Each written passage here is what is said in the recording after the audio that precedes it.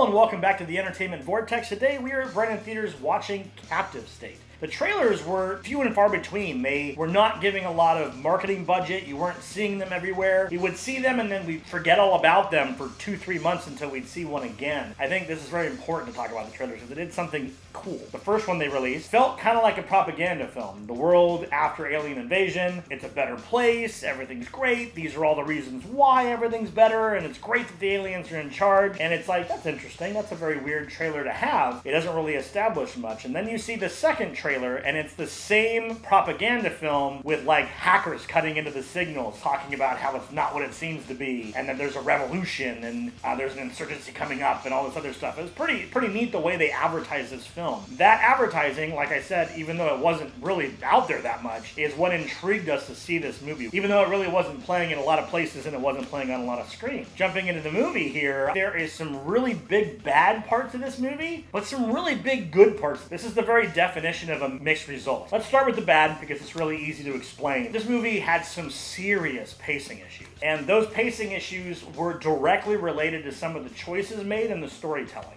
This movie does a really bad job of keeping you interested in what's going on screen. There are a lot of sequences that last for 15-20 minutes, literally, of one item being passed to another person, being passed to another person, being driven to another place, being given to a guy on a bridge, etc., etc., etc. This whole network idea of rebels. The problem is there's very little dialogue. We don't know any of the people involved. You're just kind of watching a bunch of exchanges happening, kind of going, was that person important? Was I supposed to know who that person is? Is that person going to come back up again? They're just throwing moments at you and you're struggling to figure out why you're seeing these moments. You get to a certain point in the movie where an event happens, the movie gets way more interesting. It starts to pick up the pace a bit. You understand what it was explaining to you, although later after the movie you start to wonder if it was really necessary to show us all of that. Could have streamlined it a little bit, but you start to get a little bit more about the handful of main characters, and you're trying to figure out what's going on. That is the biggest drawback of this movie. It's slow, and because of that, there is a lot of moments where your immersion breaks and you're checking your watch and you're kind of bored. That's pretty damning, to be honest. The second thing that I think is wrong with this movie is they choose to only develop a small handful of characters. If I was to name all the characters in this movie, 70% of them would be guy with hat, girl with black hair, guy with beard, because you don't know anything about these people. You see them multiple times in the movie and they serve a purpose, but you don't get to know anything about them. Now, some will argue that you don't need to know about them, but that comes to my next point. I actually think this would have been done better if it was a television series, because we could have got established and we could have got closer to each of the players. You would have known who the characters are, what their motivations were. You would have had more of an investment in who these people are, what they're doing, why, and what the outcome is. When it finally gets to the point where everything comes to a head and you're getting to what you were waiting for, there really isn't as much tension as there should be if you cared more about the characters involved. Now, there are exceptions. There are a main handful of 3 or 4 characters that are very interesting and well done. The main gentleman you're following at the beginning, Gabriel, I believe his name is. John Goodman's character, Officer Mulligan, I believe his name is. These characters are well done and they're very interesting. But that's an exception. Most of the characters are just no-named, faceless people that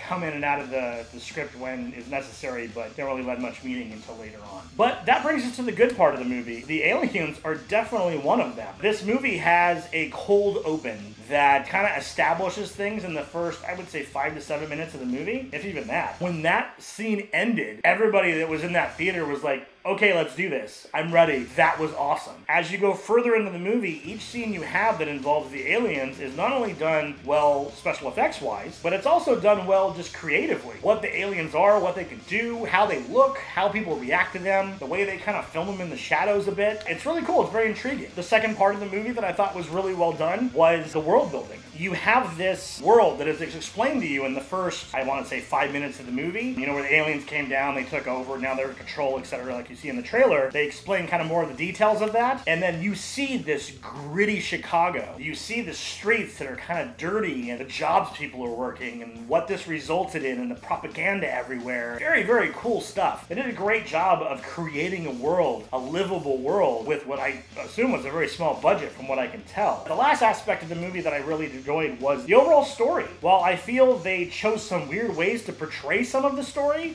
was good. It had a neat concept. What they're trying to accomplish, the story they're trying to tell with the message and the moral that's involved, I liked it. And I think I would have liked it more if it would have been in a series so that I can really get into the world and get more invested in everything that was going on in the inner workings of it. That's not to say I did not enjoy the movie. I actually enjoyed the movie quite a bit. I just found myself checking my watch at certain points, especially during the first half. With that being said, this is really mixed. It has its strong points, and its strong points are very strong. But it has its weak points, and these weak points are really weak. This didn't do anything a little good, and it didn't do anything a little bad. It either really screwed something up, or it really did something great. That's going to polarize this movie for a lot of viewers. Personally, I do suggest this movie. I'm going to give this movie a 7.5 out of 10. This is a good movie. It is not a great movie. It is not a bad movie. It is just a good movie. If this is something that intrigued you, if what we talked about here or the trailers got you scratching your head and wondering what it's about, I highly suggest seeing it. Just take my warnings in your mind. It's going to be slow. Get through the first half. Enjoy the second half.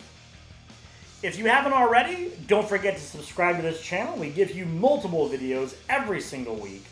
And we have t-shirts available if you're interested in those as well. Those are available down in the description below. We hope you'll follow us into the Vortex. We'll see you next time.